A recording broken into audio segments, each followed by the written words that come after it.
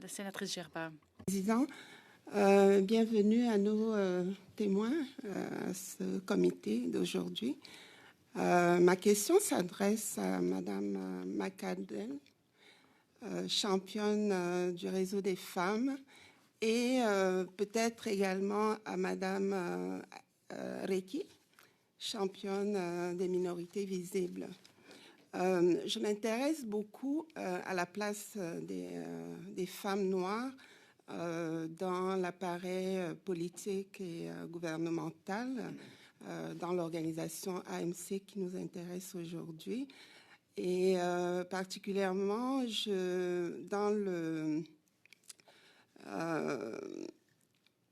au sein de la fonction publique canadienne, j'aimerais savoir quelle est la place des femmes noires, qu'est-ce qui est fait pour promouvoir les femmes noires à des postes de responsabilité, de cadre, de haute direction. On sait que au niveau de la fonction publique, il y a 7000 cadres supérieurs et on estime qu'il n'y a que 2% qui sont des minorités noires. Donc, est-ce que vous connaissez au niveau d'affaires mondiales, AMC, pardon, quelle est la proportion des femmes noires qui occupent les postes de direction et quelles sont les actions que vous mettez en place pour favoriser l'accès de ces femmes aux postes de haute direction?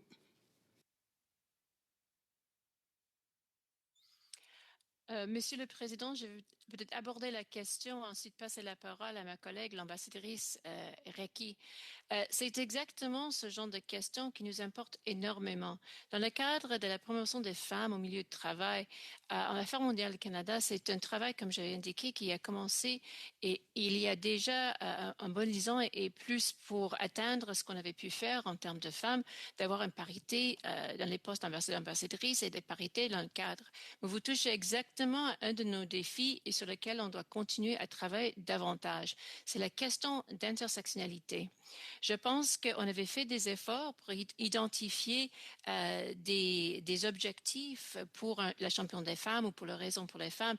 On avait identifié l'importance d'atteindre des postes de leadership pour modeler pour celles qui viennent après nous, ce que le leadership féminin peut être dans notre organisation.